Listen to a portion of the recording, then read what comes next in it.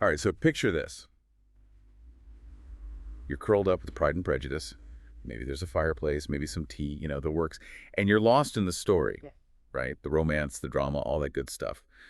But what if I told you there's this whole other layer, like these little secrets Austen hid in plain sight? Oh, absolutely. It's like she snuck in a whole secret code, these hints about her characters and their world that most people completely miss. Exactly. And that's where you come in, right? You're like the expert code breaker. You help us see Pride and Prejudice with totally fresh eyes. Well, I wouldn't say I'm a code breaker, but I do love uncovering the historical context behind literature. It's like piecing together a puzzle. Okay, so let's dive into this puzzle. One thing that's always blown me away about Austen is how she nails social status. Like, it's not just about big houses and fancy carriages, though. Don't get me wrong, I love those. Of course, those details are important, but Austen goes way deeper. She uses everyday objects, little details to tell us who's really at the top of the social ladder. It's so true. And it's not always who you'd expect. I remember reading in Jane Austen and Representations of Regency England this quote. It said, Austen expects us to recognize a different hierarchy of moral rather than monetary value. That's spot on. It's not just about how EVCH you have, but how you ACT, Yeah, your values, your character. That's what really matters to Austen. totally. Like, take carriages. Bingley rolls up in style, right? Yeah. But then there's Darcy, both wealthy guys, obviously, but Darcy's carriage, that thing screams old money, established family, a whole different level. It's the little things. Bingley's renting, Darcy owns. It's not just transportation, it's a status symbol. It shows how deeply wealth is woven into their lives. Subtle, but so effective. You get instant insight into who these characters are, their place in the world. And then there are the homes themselves. The sheer number of servants a family has, that's a dead giveaway about their status anxiety. Oh, tell me about it. Yeah. Mrs. Bennet, bless her heart, she's obsessed with having enough servants to impress, always worried about keeping up appearances. It's tragicomic, really. Like, remember when Bingley drops by unexpectedly and she's mortified because her household isn't prepared? Totally. Shows how important appearances were back then. Everyone was so conscious of their place in the pecking order. But here's what I love. Austen doesn't always reward the wealthiest characters with the most virtue. Exactly. The Gardners versus the Bingley sisters. Perfect example. Right. The Gardners, they're kind, they're gracious, even though they're, in trade, as they said back then. But the Bingley sisters, loaded as they are, Total snobs. Remember Elizabeth walking to Netherfield, mud on her dress? They practically faint from shock. it's like their wealth hasn't bought them any real class. Austen's showing us that true grace. It comes from within, not your bank account. 100%. It's a message that still resonates today. We might not have grand balls, but we judge, don't we? The coffee shop you go to, the car you drive. It's crazy how these little things still matter. We're hardwired to size each other up. It's humbling, isn't it? Shows how much we care about what others think. And Austen captures that perfectly. Oh, and speaking of things that signify more than meets the eye, I read the most interesting thing about the word gentleman during Austen's time. Okay, spill the tea. What is it? So back then, being a gentleman wasn't just about being born rich. It was aspirational, something you had to earn through your actions. So it's less about your bloodline and more about your character. Exactly. Which makes a character like Darcy all the more interesting. He starts off as this aloof, almost arrogant figure, right? But he has to prove himself, not just to society, but to Elizabeth. He has to become worthy of that title, gentleman. It's fascinating how Austen uses locations in Pride and Prejudice. They're not just backdrops. They add so much to the story, almost like they're characters themselves. I've always been so caught up in the characters and their relationships that I hadn't thought much about the settings themselves until you pointed it out just now. It's so true, though. Each place has its own vibe. Exactly. And Austen uses those vibes, to crank up the drama, the romance, the whole shebang. Like, take Brighton, for instance. It's not just any old seaside town, is it? Right. It's described as this place of, wealth and wild behavior, even back then. I mean, even the Prince Regent had one of his fancy pavilions there. Precisely. Austen chose it for a reason. Brighton was known for its militia camps, which, quick history lesson, that's where regular folks trained to be soldiers.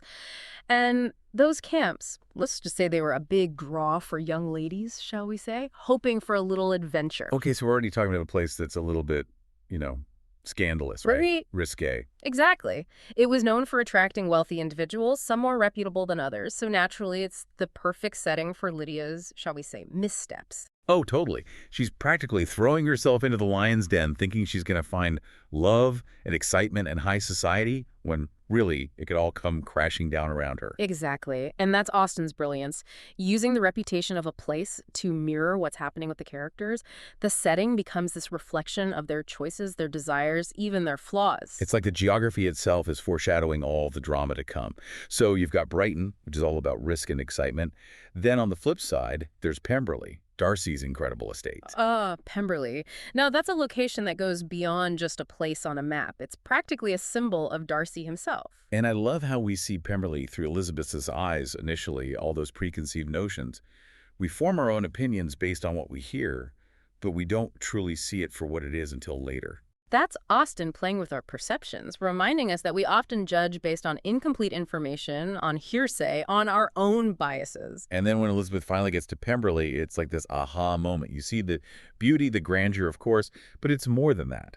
It's the way Darcy manages the estate, how he treats his tenants, his staff. Precisely. Remember what the housekeeper says about him. That kind of respect, that loyalty, you can't just buy that. It speaks volumes about his character.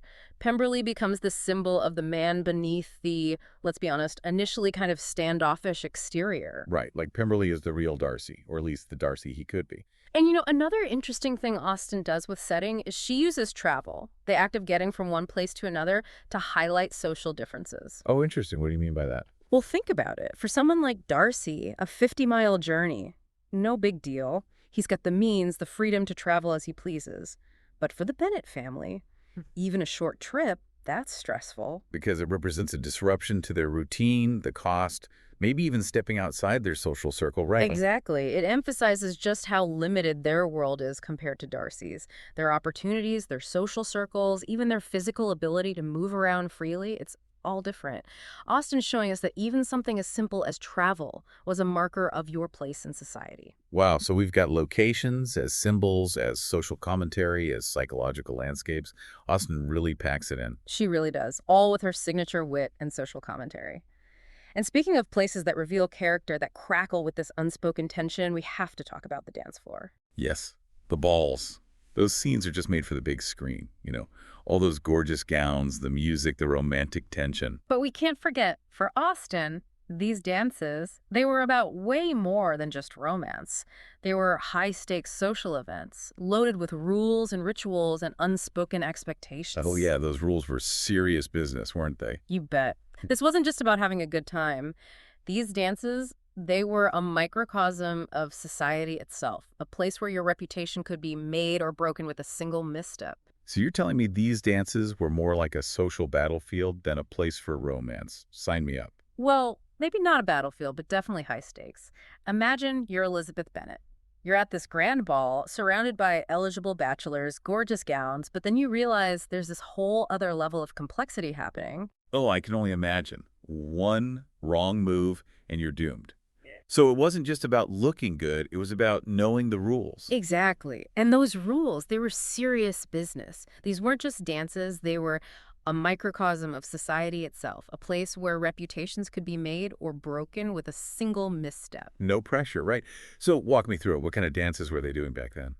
Well, the country dances were all the rage. Imagine intricate steps, patterns, everyone in the room watching your every move. Oh, I would be mortified if I messed up. Can you imagine the gossip? It's like something straight out of Bridgerton.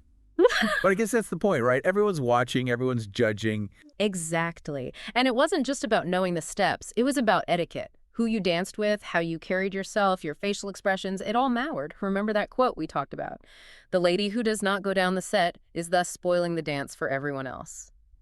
Ouch. Ah. Social suicide. It really highlights how important it was to conform, to fit in, to follow those unspoken rules. Absolutely. And nobody embodies that awkwardness, that complete lack of social grace better than poor Mr. Collins, am I right? Oh, Mr. Collins. Yeah. Talk about two left feet. Every time he steps onto the dance floor, it's a recipe for disaster. He's the epitome of how Austen uses physical comedy to highlight a character's social ineptitude.